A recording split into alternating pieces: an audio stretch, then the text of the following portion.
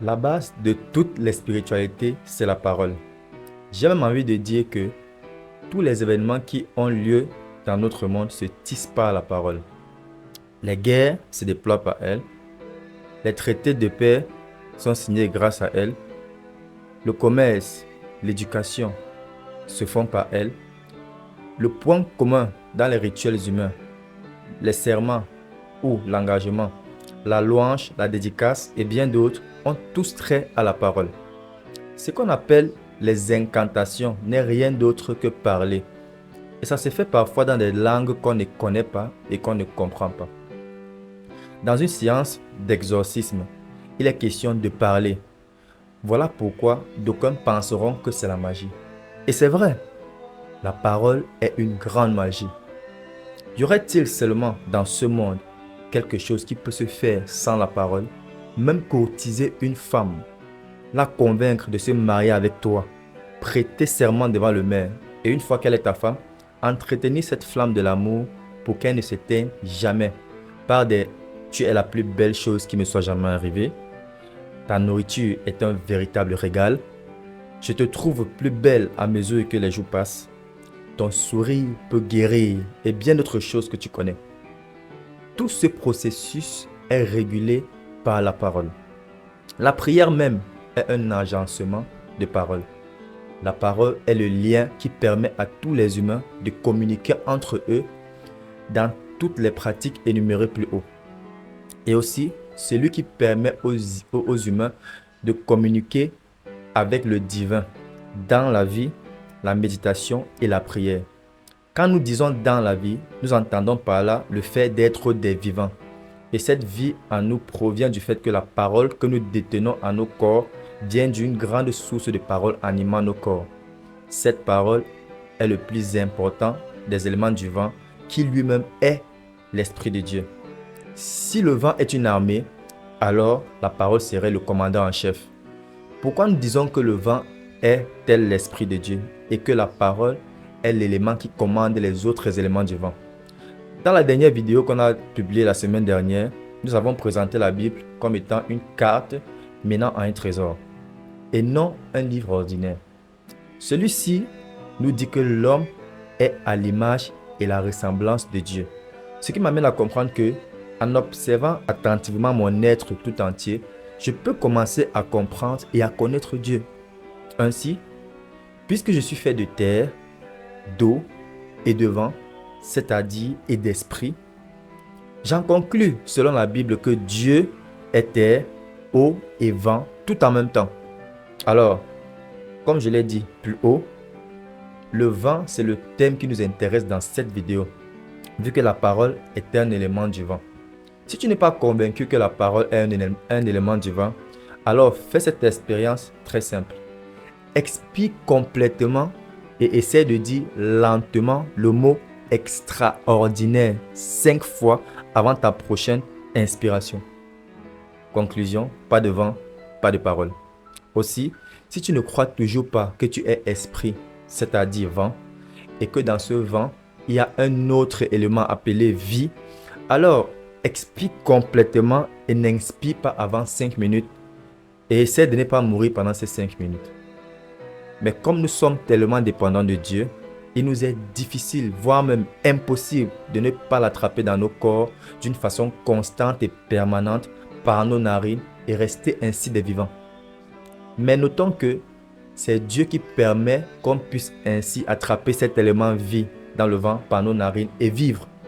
C'est l'ensemble de tous les éléments du vent qu'on appelle l'Esprit de Dieu. Voici ce que la Bible dit par rapport à tout ceci. Le livre d'Ézéchiel, chapitre 37, versets 5 à 10, dit: Ainsi parle le Seigneur, l'Éternel, à ses os. Voici, je vais faire entrer en vous un esprit et vous vivrez. Je vous donnerai des nerfs, je ferai croître sur vous de la chair, je vous couvrirai de peau, je mettrai en vous un esprit et vous vivrez et vous saurez que je suis l'Éternel. Je prophétisais selon l'ordre que j'avais reçu, et comme je prophétisais, il y eut un bruit, et voici, il se fit un mouvement, et les eaux s'approchaient les uns des autres. Je regardais et voici, il vint des nerfs, la chair crue, et la peau les couvrit par-dessus. Mais il n'y avait point en eux d'esprit. Il me dit, prophétise et parle à l'esprit. Prophétise, fils de l'homme, et dis à l'esprit. Ainsi parle le Seigneur, l'Éternel. Esprit, viens des quatre vents, souffle sur ces morts et qu'ils revivent. Je prophétisais selon l'ordre qu'il m'avait donné, et l'Esprit entra en eux, et ils reprirent vie, et ils se tinrent sur leurs pieds. C'était une armée nombreuse, très nombreuse. Conclusion, pas de vent, pas de vie.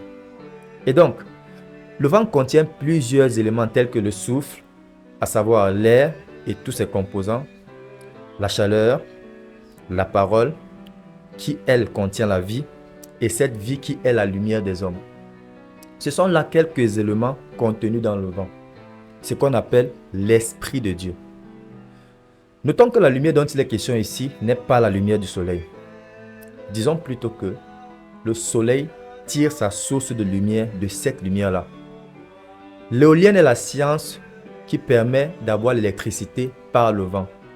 Cette source électrique produisant la lumière dans nos maisons est aussi tirée de cette lumière présente dans le vent. Dans une autre vidéo, nous allons entrer plus en profondeur de ce qu'est cette lumière dont nous parlons, présente dans le vent. Que nous dit la Bible donc sur la parole? Prends un moment pour écouter cette mélodie et je te reviens juste après.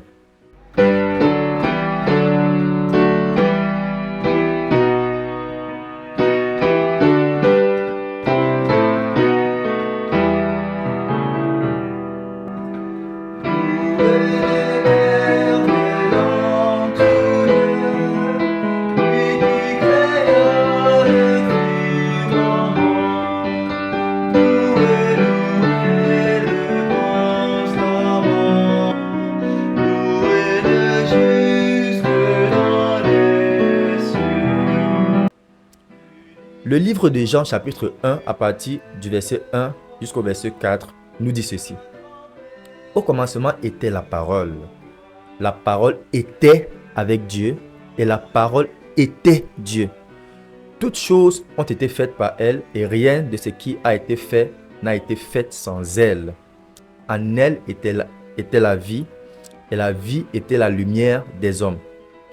L'apôtre Jean commence son livre en citant le livre de Genèse chapitre 1, disant que tout ce qui existe vient de la parole de Dieu et déclare au verset 4 que cette parole contient la vie et que cette vie est en même temps la lumière des hommes.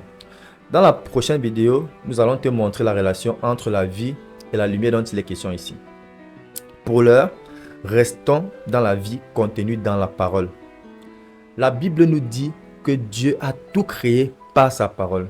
Notons que dans cette parole, il y a ce que la parole a créé directement, c'est-à-dire appelée elle-même à l'existence.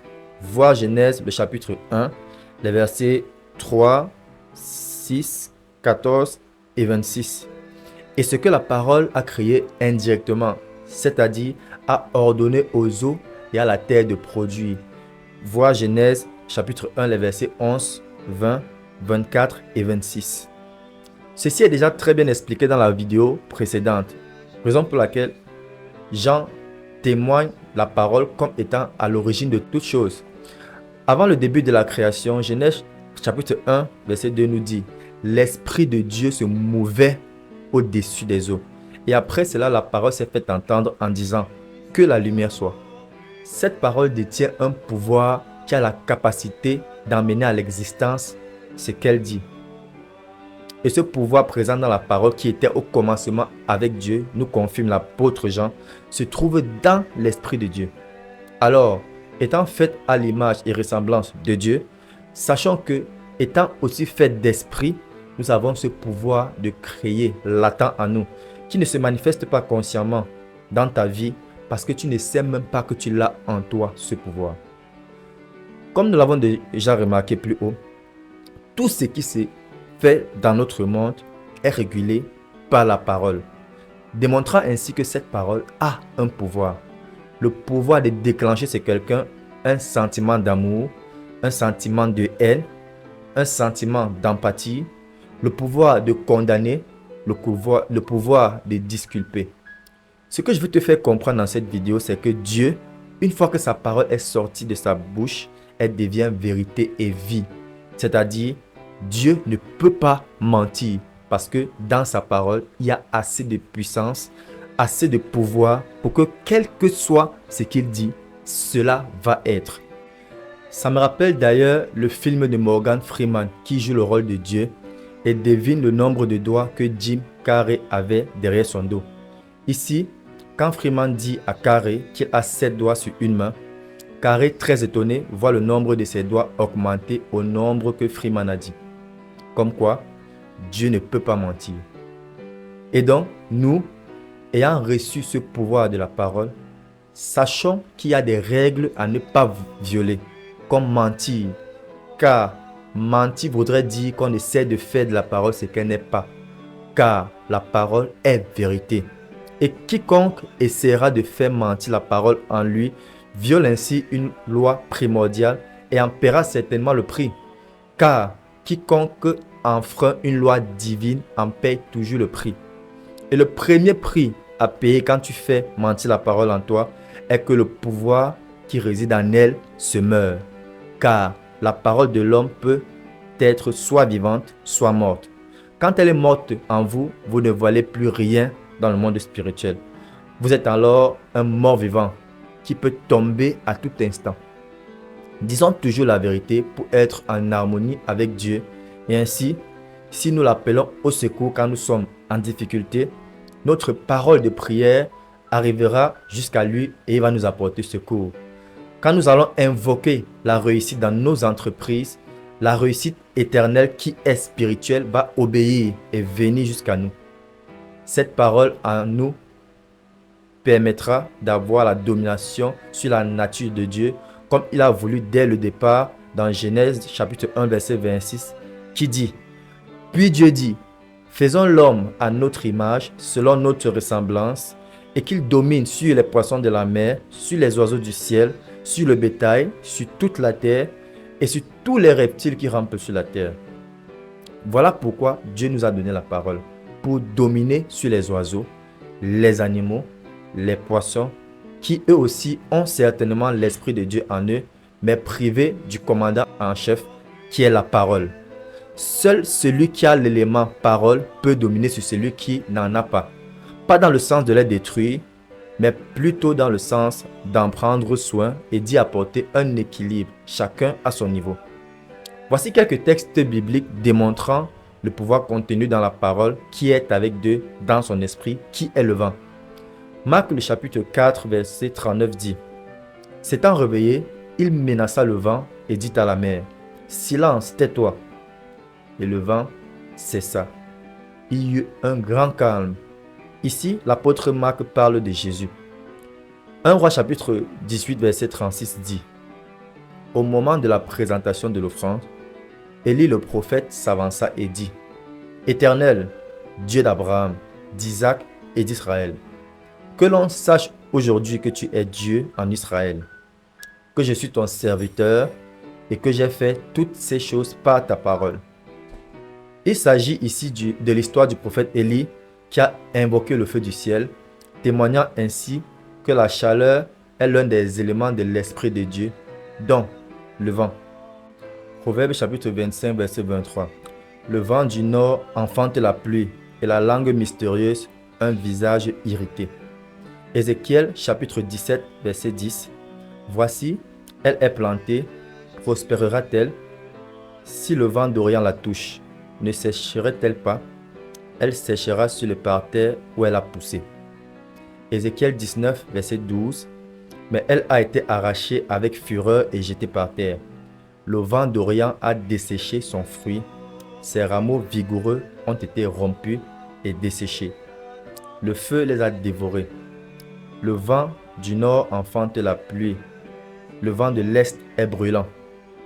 Apocalypse chapitre 7 verset 1 dit qu'il y a 4 vents qui soufflent sur la terre. Ces vents soufflent sur la terre autant qu'ils sont fixés par Dieu. Si nous savons comment utiliser l'Esprit de Dieu en nous, à savoir le vent, nous serons en mesure de faire sortir de nos corps de l'eau, pas seulement quand on pleure de joie ou de tristesse, du feu, pas seulement quand on a de la fièvre.